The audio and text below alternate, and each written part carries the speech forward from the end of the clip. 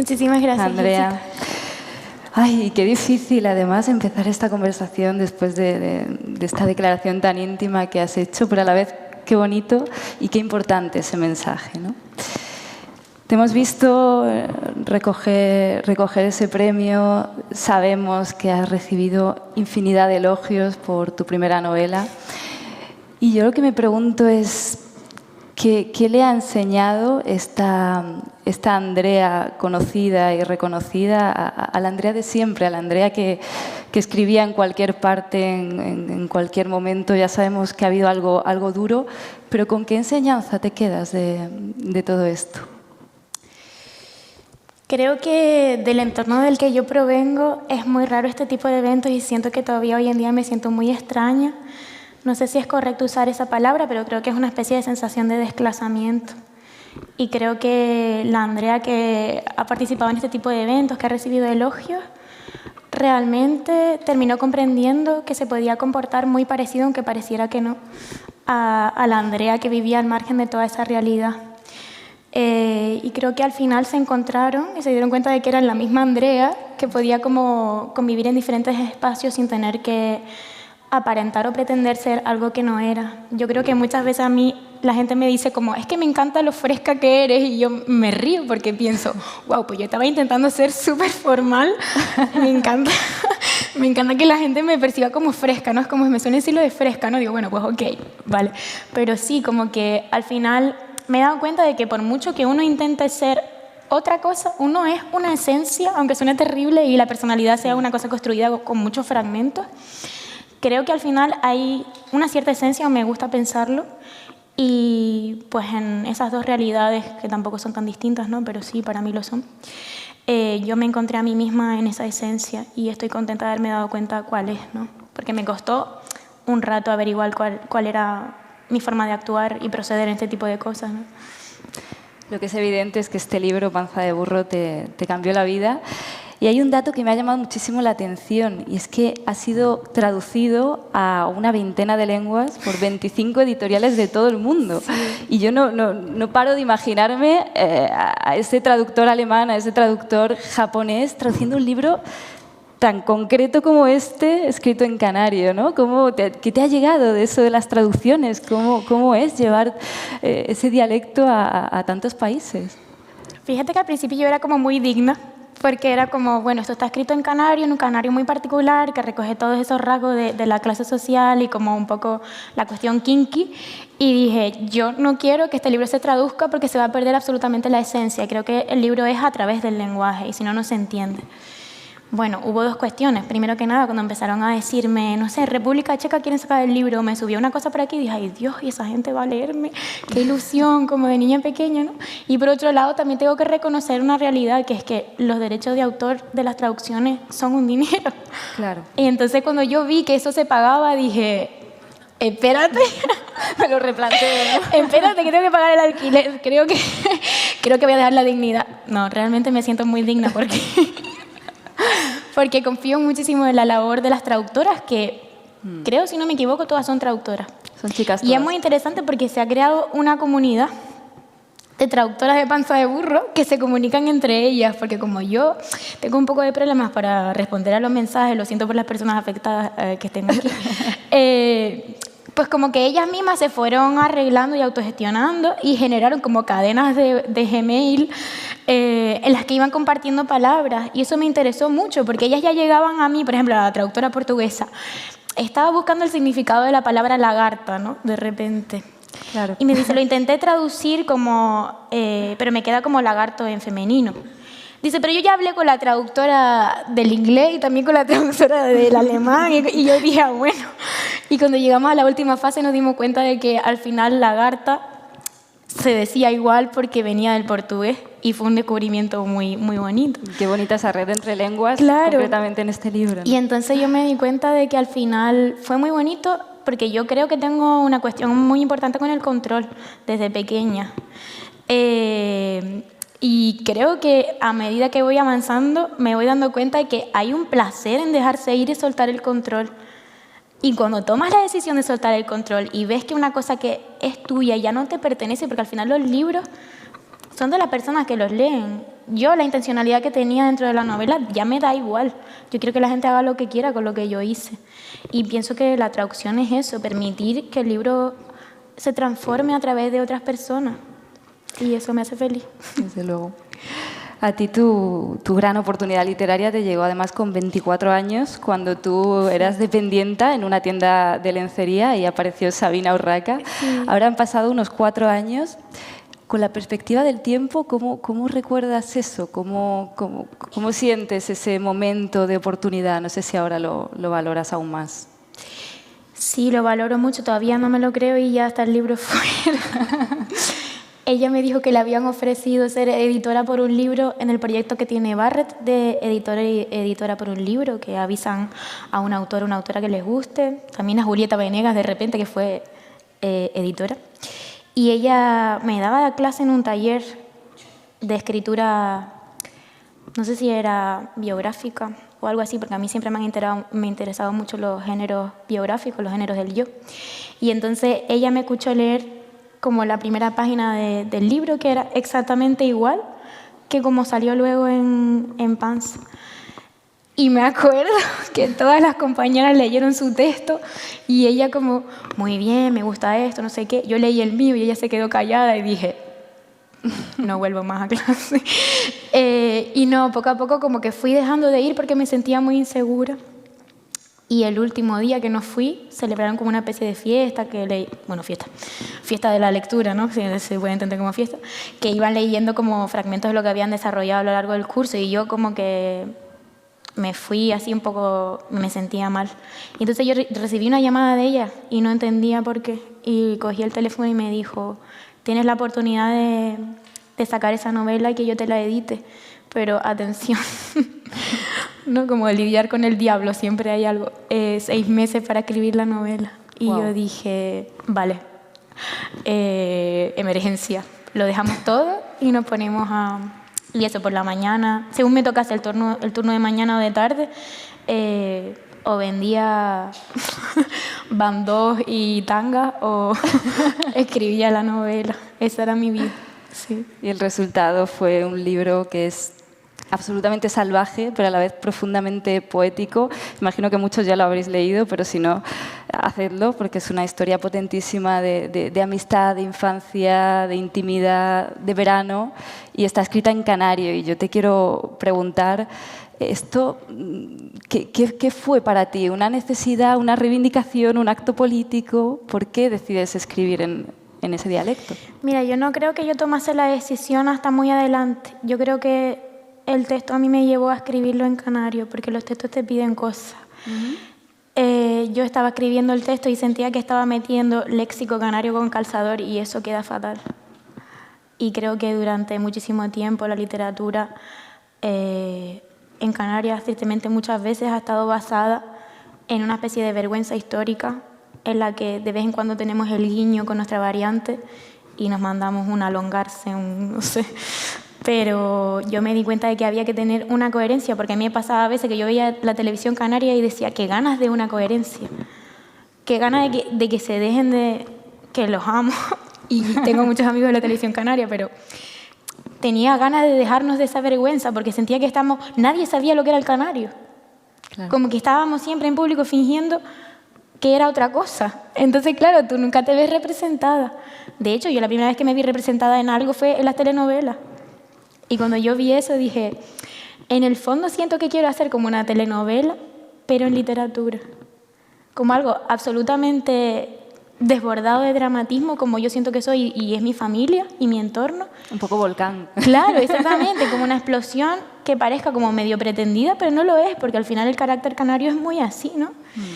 Y nada, a medida que fui escribiendo el libro me fui dando cuenta que ya no me funcionaba ni siquiera la jerarquía que se establece entre la voz narrativa y los diálogos de los personajes.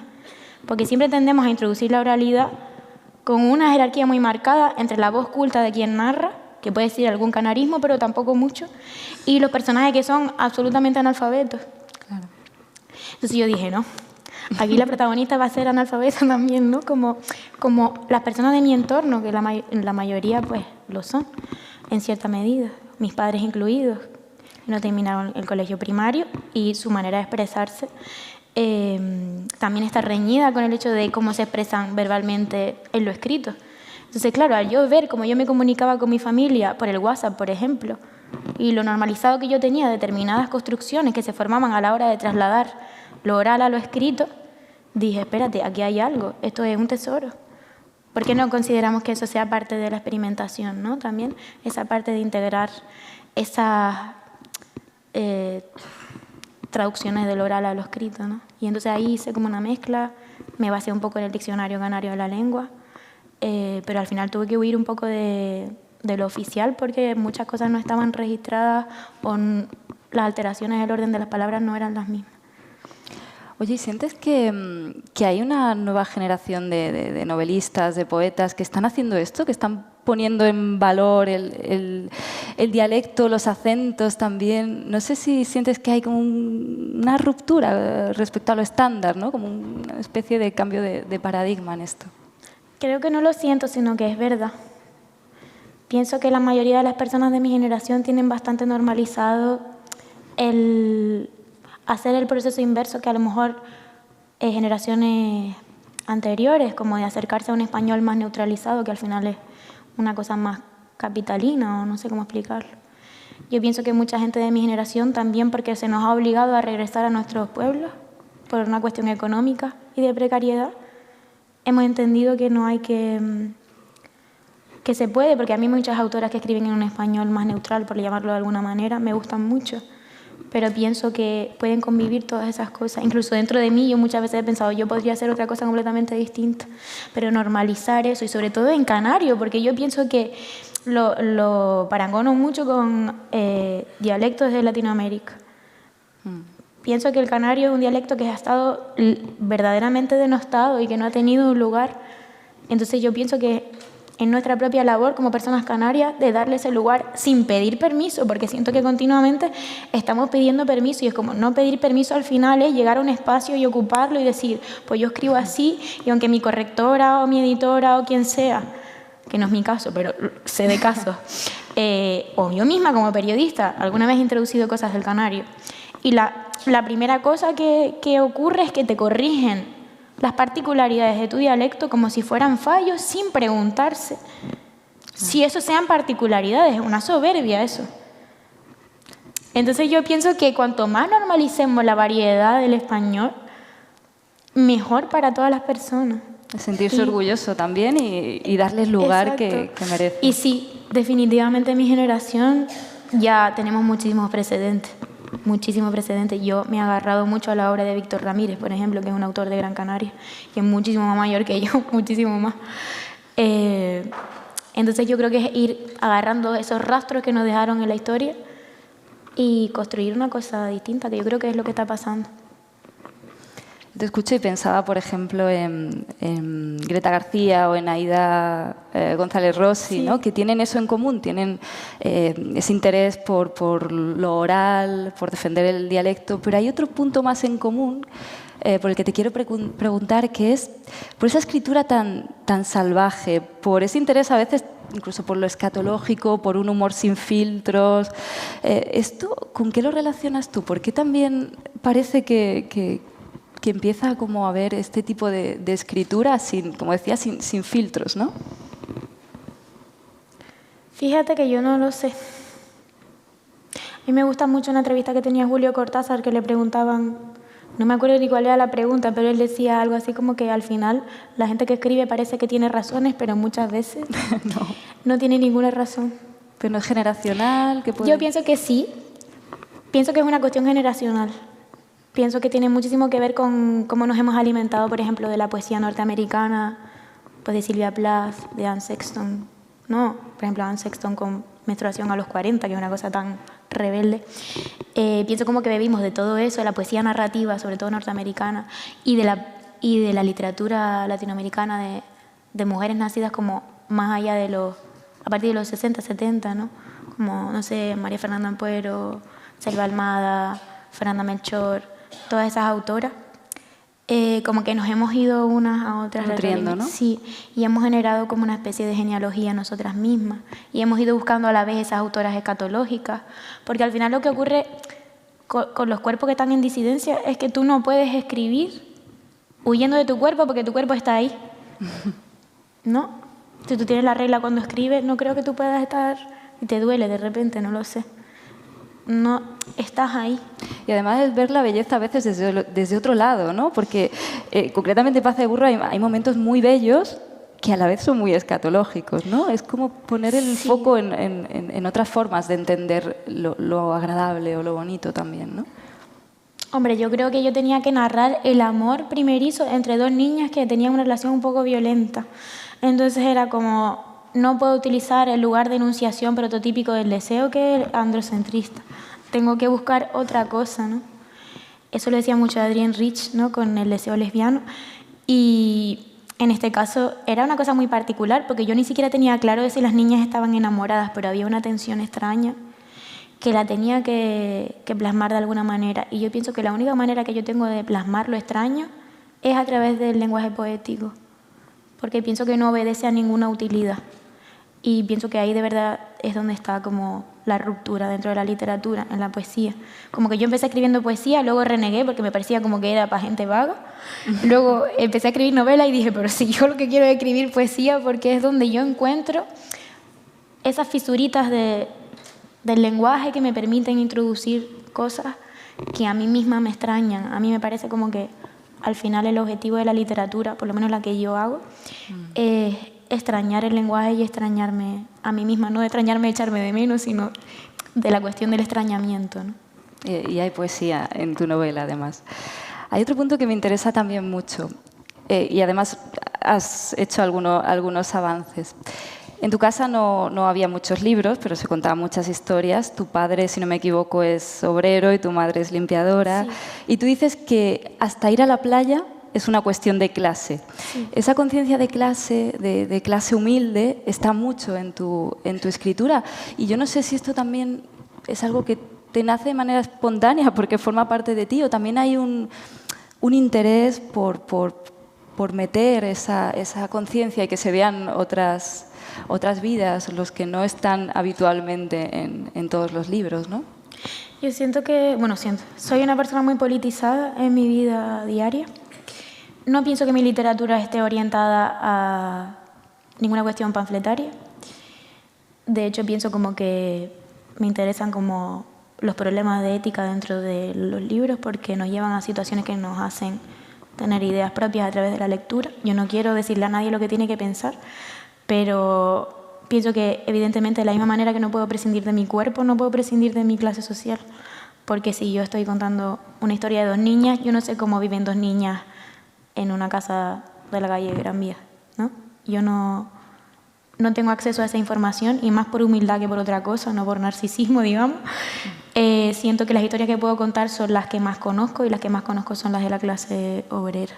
Entonces, como sí, es elegido, pero además una cosa un poco me suena mal porque no me gusta, pero medio determinista dentro de mí.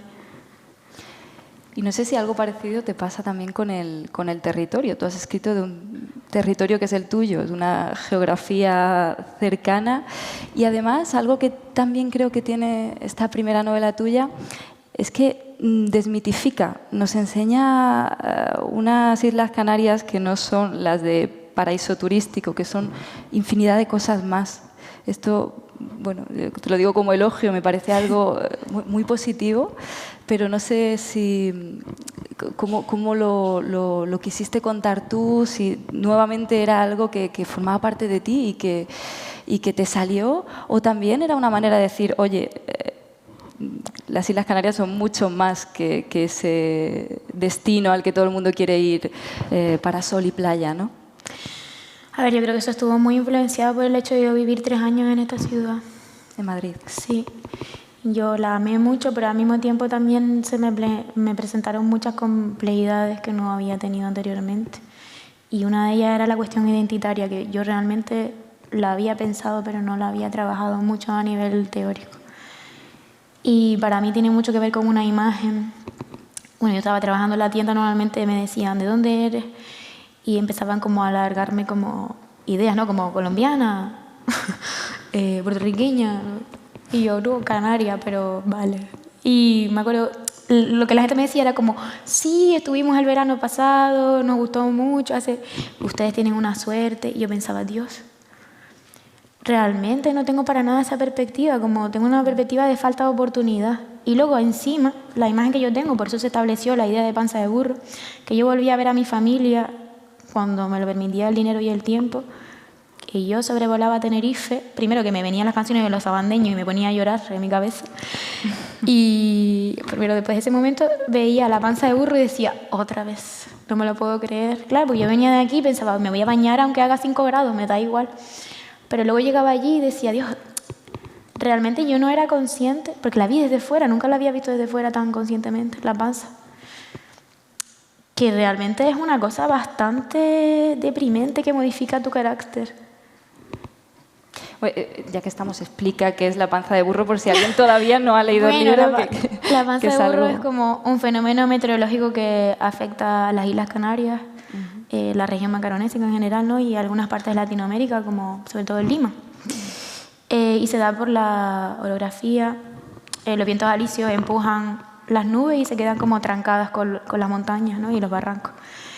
Y eso afecta al carácter. Claro, también, ¿no? Esa es mi teoría, ¿no? Yo me acuerdo que durante un periodo yo pensé como que determinadas cuestiones que se daban en mi familia relacionadas con la tristeza y así, tenían que ver con la panza de burro. Y luego lo pensé y dije, es que realmente sí, porque yo siento que soy una persona muy alegre, pero dentro de mí hay una melancolía que la asocio mucho con el color del cielo. Y entonces yo pensé, necesito indagar sobre esta cuestión sin hablar directamente sobre esta cuestión. Y por eso no aparece descrito, sino a través de pues, la ambientación. Pero no aparece la palabra panza de burro dentro de la novela. Que esto es curioso también. Hay muchas decisiones muy peculiares, además, en el libro. Yo quiero leer 4 líneas del prólogo de Sabina Urraca, que me parece que son maravillosas, que dicen: hay veces en las que he llegado a pensar que Panza de burro no era un libro, sino más bien un largo y poderoso exabrupto, un estallido de emoción a las faldas de un volcán, un corazón de mirlo latiendo bajo la tierra. He pensado que podría expresarse a través de un grito en una playa y nada más. En novela, Andrea, este ha sido tu primer grito, tu primer estallido, pero no sé si habrá un segundo estallido que podamos leer pronto. Cuéntanos si estás trabajando en algo nuevo. Me parece una guapada lo que acabas de hacer, porque realmente con esta novela me ha pasado que he tenido ganas de callarme. Sí. Sí, porque la he estado escribiendo, es mucho más ambiciosa y larga. Muy larga, demasiado. Y a veces he dicho, son tantas las cosas que tengo que contar.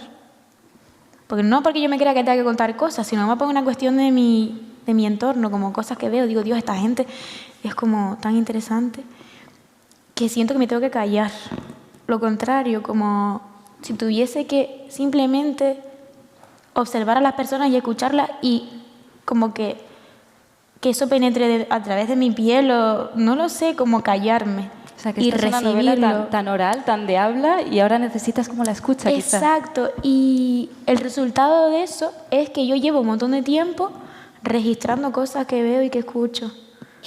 Y a veces he pensado, una cosa que dice mucho Leila Guerriero, como que la realidad es tan extraordinaria que la ficción no se le parece. Y muchas cosas que aparecen dentro de mis libros que parecen absolutamente locas son las cosas que yo he visto, y otras más normales para que tenga coherencia y no parezca todo tan me las invento. Entonces, sí, ahora estoy escribiendo otro libro, lo que ya les dije es un poco más ambicioso, en un sentido negativo, sino más de que yo me planteé hacer una cosa estructuralmente más compleja. Eso se me ha virado en contra varias veces, pero descubrí que no tengo que producir a la misma velocidad que se supone que tengo que producir, porque mi problema estaba siendo que yo quería sacar el libro como se sacan las canciones ahora, ¿no? Como así. Con perdón de los artistas de la música, que no estoy en contra de eso, pero que yo me impuse ese ritmo a mí, y pienso que no puede nacer literatura sana o interesante de ese ritmo. O por lo menos no es la literatura a la que yo creo personalmente. Y aflojé la velocidad y eso, ya llevo 3 años y me queda un fiquito más todavía. Sí. vamos a ir acabando. Sabemos que los derechos del libro se han vendido para teatro y para cine, que todavía no se sabe mucho de esto, pero yo sí que sé que Panza de Burro ha llegado a las aulas en Canarias. Sí. También sé que a ti no te gusta nada esto de las lecturas impuestas, pero me imagino que tiene que ser bonito, ¿no? Para ti saber que hay escolares leyendo esto y que no todo es Azorín, que también están leyendo algo de lo que está pasando hoy, del sitio en el que viven. Bueno, les parece bastante aburrido porque les parece viejo, no te lo pierdas. ¿En serio? Sí. Mi primo me dijo, el Messenger me parece lo más viejo que puede haber leído. A ver, es un libro Y muy yo pensé, noventero. Chos, en verdad sí es bastante triste para ti. Me encontré con una niña en la calle un día, una adolescente, y eso fue como súper fan. Pero luego me pasó con otro que me escribió por Instagram y me dijo, hola, me mandaron tu libro, espero que esté bueno porque me aburro. Y me fue dando como los updates de lo que iba leyendo y era como, esta página no me gusta, lo escribiste mal. Y pensé, cómo han cambiado las cosas, ¿no? O sea, que la crítica más dura te ha llegado desde las escuelas. No era dura, sino era compleja, porque él me decía, esta parte está muy bien, hoy me divertí, hoy me siento triste. Como que, yo nunca le respondía nada. Y él seguía. ¿Ah, sí? Sí, como un diario personal de su lectura a través de mi perfil. Y yo pensé que a lo mejor se piensa que soy como Britney Spears, que no leo... Que a lo mejor Britney sí que lo lee, también te digo, pero como que no leo lo que me dicen. Y me interesó un montón eso, porque dije, wow, que me dé caña. Me gusta que me dé caña un adolescente, porque yo estaba súper en contra de todas las lecturas que me mandaban. Pues mira, una experiencia nueva y otra realidad también, ¿no? Que esto que decías antes de que los libros son de la gente, ¿no? Pues ahora son también de la gente que está en las aulas, ¿no? Pues sí. Oye, Andrea, pues muchas gracias, Gracias a ti. y espero que podamos leer la segunda muy pronto. Yo también. Muchísimas gracias.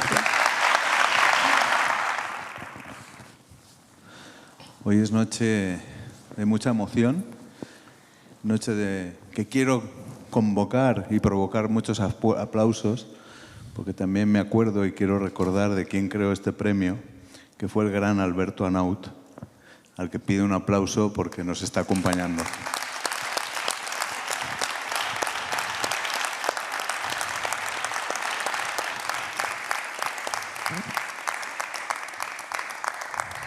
Y Alberto nos enseñó que a través de la cultura podemos crecer, podemos construir puentes, podemos disfrutar y podemos entendernos mejor. Por eso Eñé y todo lo que hizo eran productos de excelencia, pero también productos para compartir, para dialogar, para entendernos, para lo que acabas de decir tú. Tú estás aquí, Sergio, por muchísimas razones. Tu obra es impresionante, pero te he dicho en más de una ocasión que me impresiona tu coherencia, tu dignidad y tu serenidad ante las atrocidades, no que vive el mundo, que también estás viviendo tú. Por eso quiero especialmente darte las gracias y hacer saber a todo el mundo, que ya lo sabe, que te mereces todos los premios del mundo y que para nosotros es un honor que estés aquí acompañándonos, que residas en esta ciudad, que quieres ser una ciudad abierta y que quieres ser una ciudad donde gente como tú tenga siempre cabida. Muchas gracias. Decía Eduardo Galeano sobre ti que envidiaba tu inmensa vocación, tu inmenso talento, tu incesante actividad creadora y tu incesante capacidad para la esperanza. ¿Sigues manteniendo esa incesante capacidad para la esperanza con todo lo que nos está pasando? Bueno, cuando uno avanza en edad hay maneras de medir si uno es viejo o no es viejo, porque la edad no es para mí biológica, sino espiritual, ¿no? Y cuando uno pierde determinadas cosas, se vuelve verdaderamente viejo. Yo vivo muy alerta de eso, ¿no? Perder la curiosidad, por ejemplo, es una pésima señal, ¿no? Cuando uno deja de interesarse por el mundo, por lo nuevo que está ocurriendo, ¿no? Y yo siempre soy muy alerta, siempre estoy buscando cómo aprender cosas nuevas y junto a la curiosidad, obviamente, la esperanza por un mundo distinto. Es decir, no puede uno enterrarse en vida y decir, ya pasó todo lo que iba a pasar, ya en el futuro no me aguarda nada, el mundo es igual, nunca va a cambiar. En el impresionante discurso de Meryl Streep al recibir el premio Princesa de Asturias, recordaba unas líneas de Lorca en la casa de Bernarda Alba, donde uno de los personajes se pregunta cómo la historia siempre será la misma, es una repetición constante. Pues uno no puede aceptar que sea una repetición constante, sino que en determinado momento las cosas tienen que cambiar, ¿no? Ya. Fíjate que Lorca ha sido de los autores más citados en los Princesa de Asturias y antes Príncipe de Asturias. Este año lo citó Meryl Streep. Leonard Cohen confesó que se dedicaba a la música por Lorca y por eso tenía una hija que se llamaba Lorca. Cada vez que lo citan se vuelve más grande, ¿no? Sí. Sí. Tú también, al principio de tu vida, tuviste la compañía y la inspiración de los poetas. Si yo te digo el nombre Leonel Rugama, ¿qué te dice? Bueno, muchísimo, porque Leonel Rugama fue un muchacho muy pobre que llegó a estudiar a la Universidad de León. Yo ya había salido, más bien él pertenece a la generación de mi hermano Rogelio. Fueron compañeros en las aulas y había sido seminarista, Leonel. Luego poeta, un poeta muy sorprendente porque su poesía rompía con todos los esquemas previsibles en Nicaragua a la corta edad que tenía, y luego se hizo guerrillero y murió combatiendo contra el ejército en Nicaragua, que cercaron la casa de seguridad donde él estaba y lo mataron, ¿no? Pero era un gran poeta, de lo poco que escribió, porque murió muy joven, y además de eso, muy ocurrente, muy ingenioso, ¿no? Con ese poema de La Tierra es un satélite de la Luna, ¿no? Sí, sí, tiene mucho ingenio en la poesía, mucha originalidad, pero en las cosas que él decía también, ¿no? Él decía, voy a comprarme unos lentes, por ejemplo, de las cosas que yo recuerdo, unos lentes de contacto sexual. Sí. Si seguimos con los poetas, tú has estado siempre en el rastro de Rubén Darío. La última vez que hablamos en Málaga recordamos el paso de Rubén Darío en Málaga. En Madrid te sentirás también acompañado por Rubén Darío. Tu premio al Fraguara fue el primero, Margarita está linda la mar, dedicada al poeta. Pero yo tengo una pasión irrefrenable por Rubén Darío, ¿no? Cuando me tocó el pregón del Día de la Hispanidad aquí en la casa de López, en Casa Museo López de Vega, yo hice una referencia a los latinoamericanos, a los escritores latinoamericanos que habían vivido alguna vez en Madrid.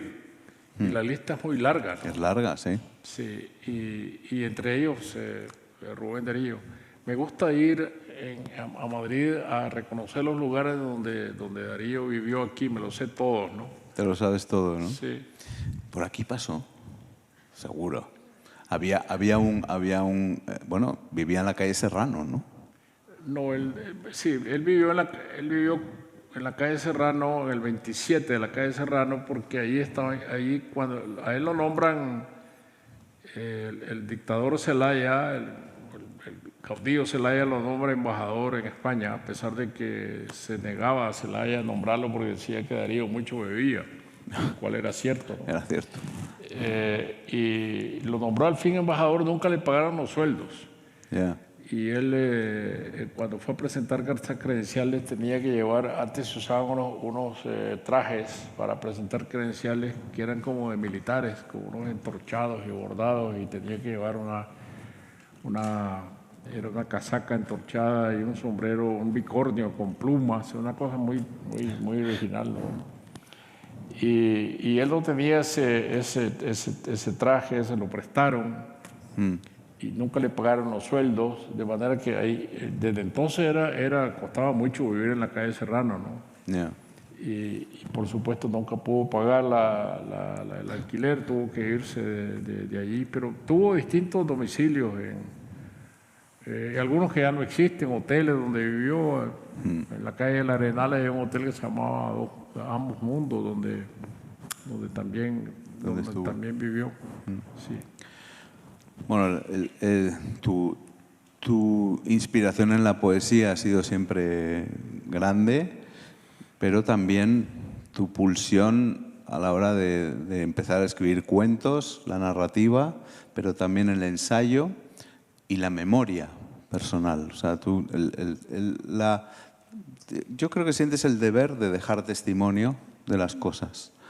Adiós muchachos es un libro fundamental tuyo. También analizas muy bien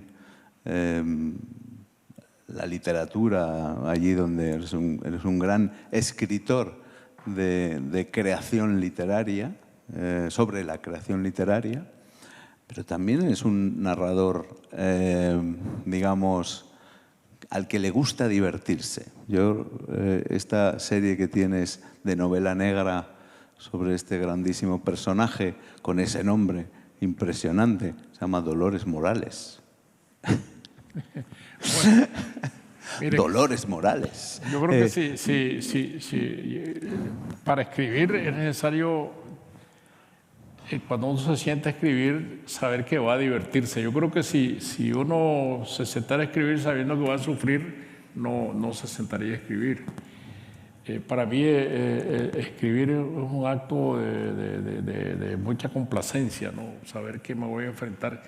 Muchas veces uno dice la página en blanco, esa lucha con la página en blanco. Yo creo que para mí la escritura es puro placer, diversión, ¿no? Tiene que ser así, si no sería posible ejercer el oficio. Hay dos momentos en la escritura, cuando uno inventa, que a mí me encanta inventar, entonces yo gozo mucho con la invención, y cuando a veces me río solo de lo que estoy escribiendo, sé que estoy triunfando en la escritura, ¿no? Y viene la parte dura, amarga, que es la de corregir, sin la cual no hay escritura. Entonces uno vuela con esas dos alas, ¿no? Una blanca, otra negra, ¿no? Digamos que tres son los procesos de la escritura. O sea, uno es la imaginación o el pensamiento, primero, luego la redacción, que es lo que otros llaman escritura, y después la corrección. ¿Qué disfrutas más? Bueno, yo disfruto más inventar y luego corregir. Es duro, pero también es parte del proceso. Si uno no tuviera la capacidad de ver lo que no está bien, entonces estaría perdido para la escritura. Es necesario tener ese tercer ojo que puede captar lo que no está bien, de lo que hay que prescindir, lo que está flojo, lo que no funciona, lo que tiene que salir de la página. Es decir, luchar contra la autocomplacencia.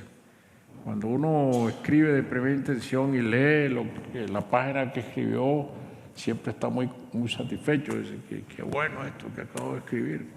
Y si lo deja reposar un tiempo, se va a dar cuenta de que en frío la lectura es otra. Y tiene que tener esa capacidad para ver lo que no funciona. Para ver lo que no funciona. Salirse un poco de sí mismo, ¿no? de ese efluvio en el que ha estado primero, sí. y verse desde otro lado. ¿No? Y adquirir cierto grado de neutralidad para desenamorarse de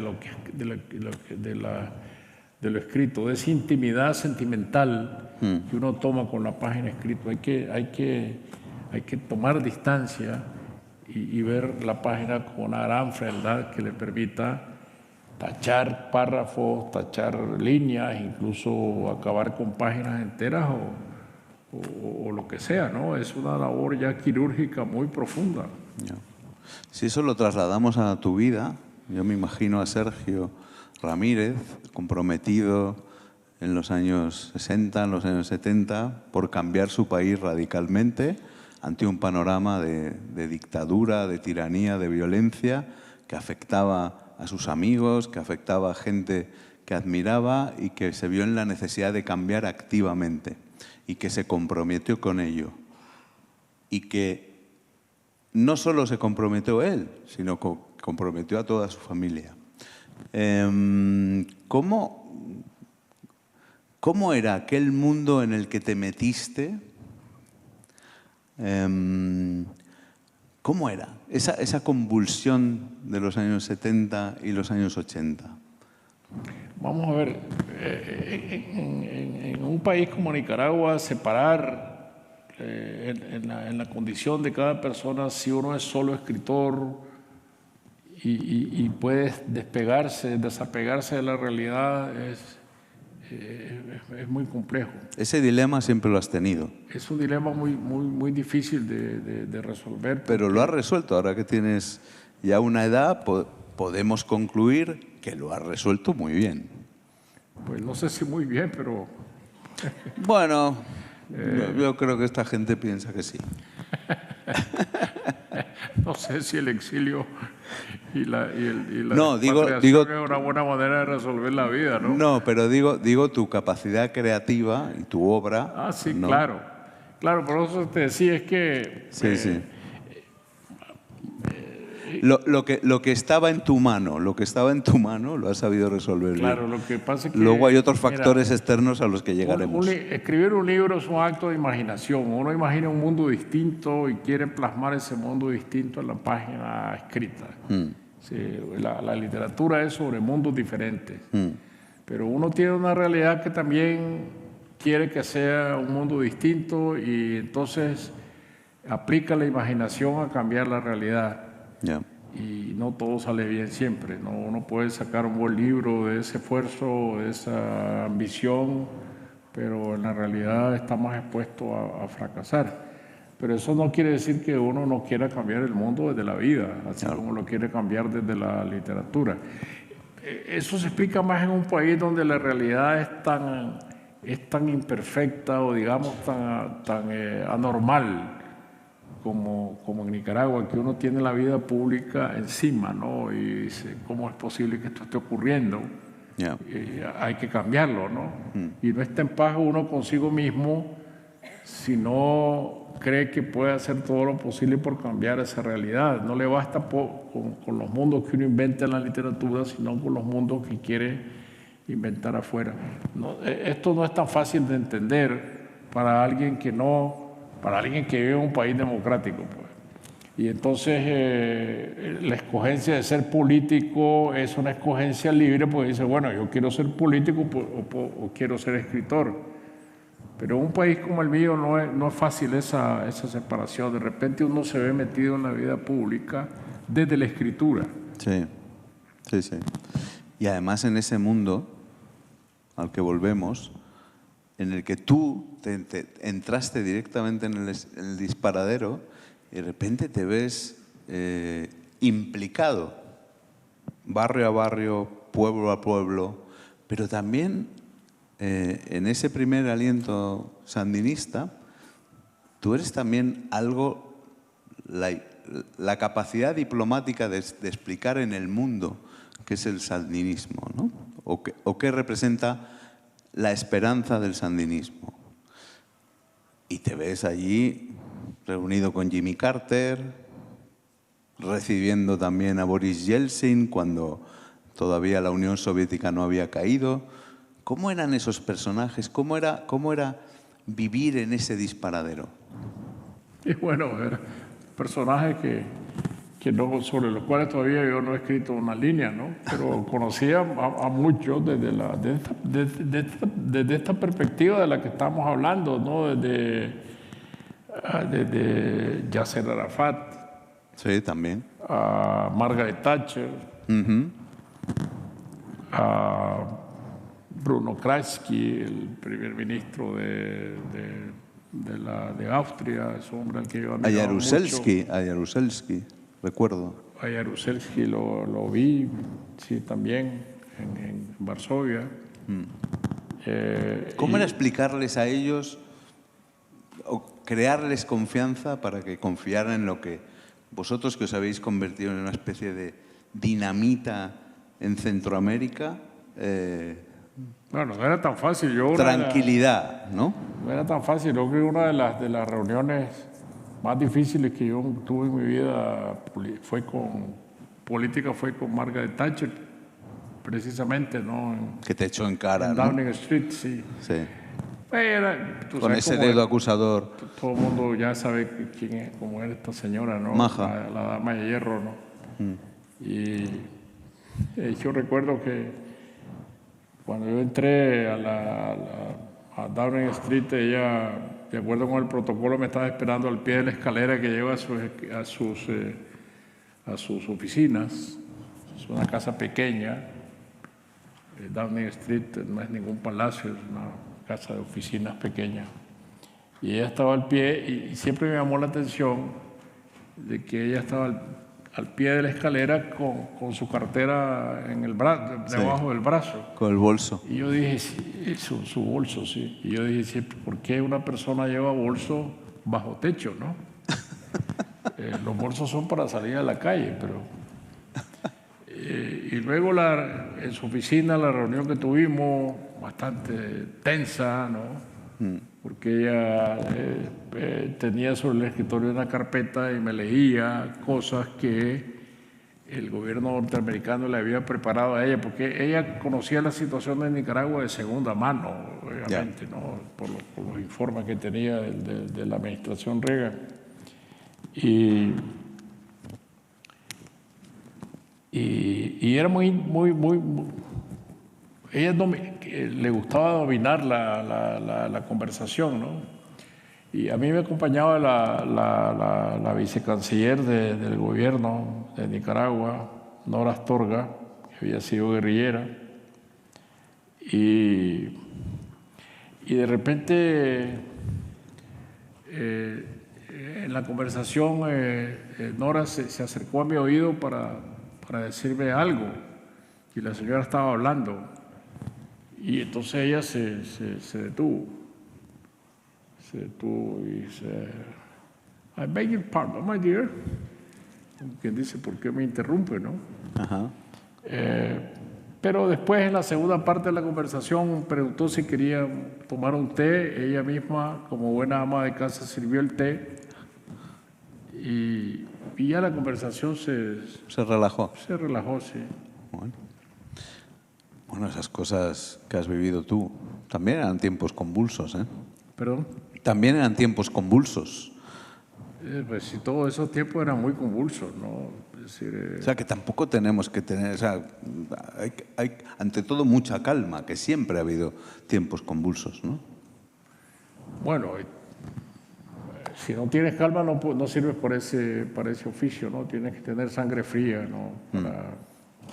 Para hablar con alguien que no está de acuerdo contigo, ¿no? Porque no se trata de una discusión atascada, sino de escuchar argumentos y tratar de convencer al otro, por muy difícil que sea de convencer, ¿no? Cuando sales de la política ya, aunque sigues siempre ahí comprometido, es porque, bueno, muestras tu desacuerdo público con la línea que va tomando el gobierno sandinista y bueno, y hasta aquí hemos llegado. ¿Y la literatura entonces se convierte en un refugio más o menos seguro o lúcido para analizar la realidad?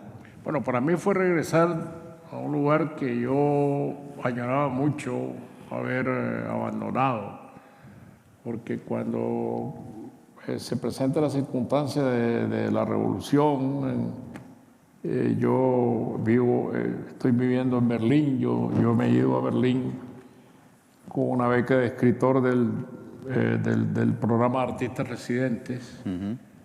He vivido 2 años en Berlín Y yo la perspectiva que tengo es quedarme en Europa con un ofrecimiento de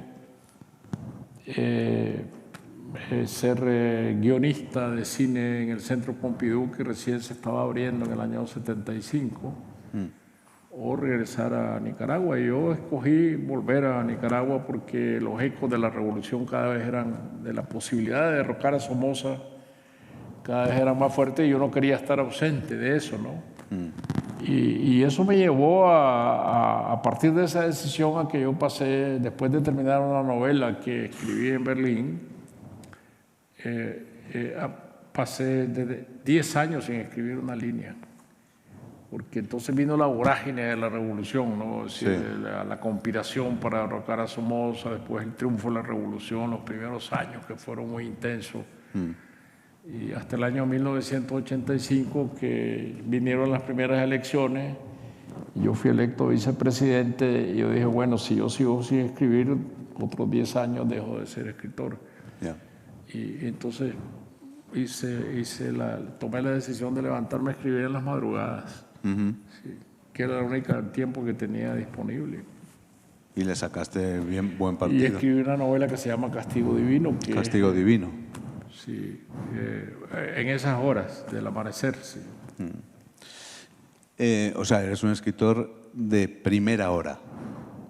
Entonces, yo me había acostumbrado en Berlín a escribir por las mañanas porque yo tenía todo el día para mí, ¿no? Y me pagaban por escribir y yo decía en las mañanas, después del desayuno, me levantaba a escribir, que es lo que hago ahora otra vez, ¿no? Yo escribo por las mañanas, ¿no? Sí. Pero bueno, en las circunstancias de que te estoy hablando, tú no eran las mañanas, sino las madrugadas, porque las mañanas las tenía ocupadas. Yo creo que si uno es escritor, tiene que buscar las horas que sea para escribir. Uno no puede ser escritor pensando en lo que va a escribir, sino escribiéndolo, ¿no? Ya. Y ahora tienes tranquilidad, me imagino que estás completamente removido por todo lo que has pasado en los últimos años. ¿Tienes tranquilidad, la necesaria distancia para seguir escribiendo y para, bueno, tomarle el pulso bien a lo que quieres escribir? Sí, bueno, el exilio es una cosa muy dura. Uno tiene que crearse una atmósfera distinta, convencerse de que es un exiliado, de que la realidad es muy diferente.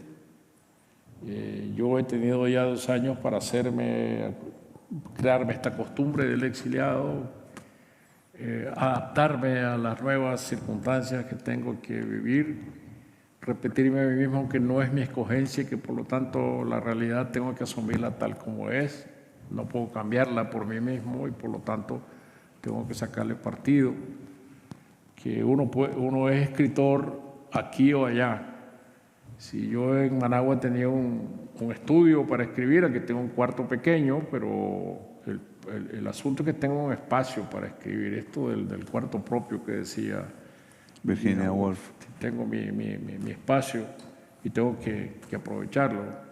No tengo todo el tiempo del mundo por delante, ¿no? Entonces, por lo tanto, tengo que decir, bueno, tengo que ser escritor todo el tiempo que yo pueda, porque es mi oficio, es lo que me he dedicado, lo que he escogido como oficio en mi vida y por lo tanto tengo que ejercerlo.